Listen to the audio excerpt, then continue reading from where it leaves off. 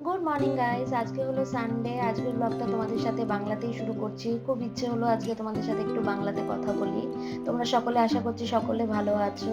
আমিও ভালো আছি এবং আদিও ভালো আছে, সকলে ভালো আছে।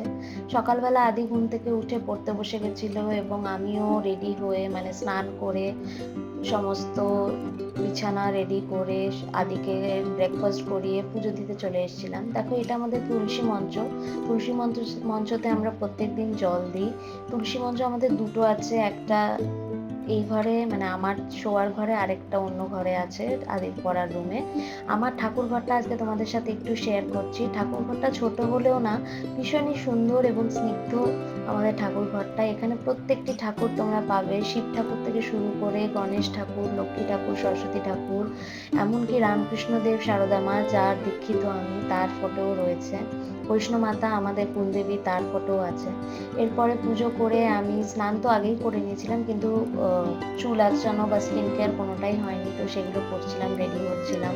বিকজ আজকে না সানডেতে, প্রত্যেক সানডে আমি শ্যাম্পু ডেফিনেটলি করি, বাট আজকে একদম ইচ্ছা করছিল না। বিকজ আমার মাথাতে একটাই জিনিস ঘুরছিল যে যত তাড়াতাড়ি পারা যায় আজকে দিনের কাজগুলো শেষ করতে হবে, কারণ কি আদির এক্সাম মানডেতে ম্যাথস, তো সেটা ওকে প্র্যাকটিস করাতেই হবে।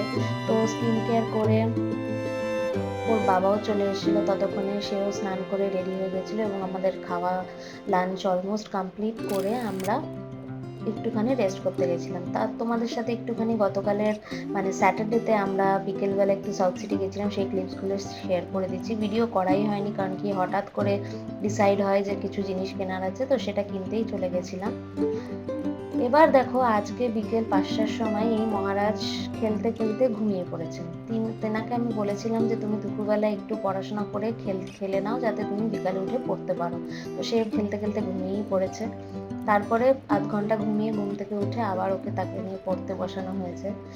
পড়তে পড়তে তো আমার তো ভীষণই মাথা গরম হয়ে গেছিল, কারণ কি পরীক্ষার আর কিছু ঘন্টাই বাকি, আর তার আগে সে সিলিং স্টেপ করছে, অ্যাডিশনকে সাবট্রাকশন, সাবট্রাকশনকে অ্যাডিশন করছে। এই করে আমার মাথাটা একটুখানি গরমই হয়ে গেছিলো এবং তাকে একটু বকাঝকাও করেছি। তারপরে ফাইনালি ডিসাইড করি যে এবার ছেড়েই দেবো, আর কিছু করবো না।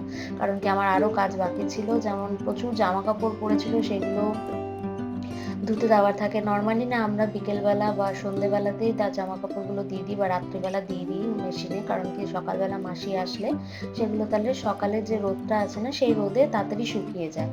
তো আমি সেটাই করছিলাম আজকে সানডে, যেহেতু অনেক জামা কাপড় জমে গেছিলো। তারপরে আমাদের 7:30-তে ডিনার টাইম হয়ে যায় আমার আর আমার হাজব্যান্ডের, তো সেটাই করছিলাম। স্যাটারডেতে বাইরে গেছিলাম, গিয়ে একটু বিরিয়ানি অর্ডার করেছিলাম, কিন্তু কেউই খেতে পারেনি।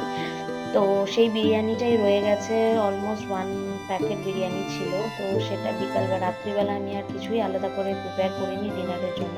ওই বিরিয়ানিটা থেকে আমি, আমার হাজব্যান্ড এবং আমার ছেলে তিনজনেই খেয়ে নিয়েছিলাম। তো আমাদের ডিনার ওয়াজ অলরেডি ডান। তারপরে আদিও পড়াশোনা করে উঠে খেতে বসে গেছিলো। ওর খাওয়া হয়ে যাওয়ার পর আমি একটুখানি কিচেন গুছিয়ে নিয়ে আমাদের যে রাত্রের ড্রিঙ্কটা থাকে না, এই ড্রিঙ্কটা রেডি করছিলাম। এই ড্রিঙ্কটার রেসিপিটা আমি খুব শিগগিরই তোমাদের সাথে শেয়ার করব। আজকে প্রচণ্ড টায়ার্ড লাগছে, সো আজকের ব্লগটা এখানেই শেষ করছি। Do subscribe my channel. Bye bye.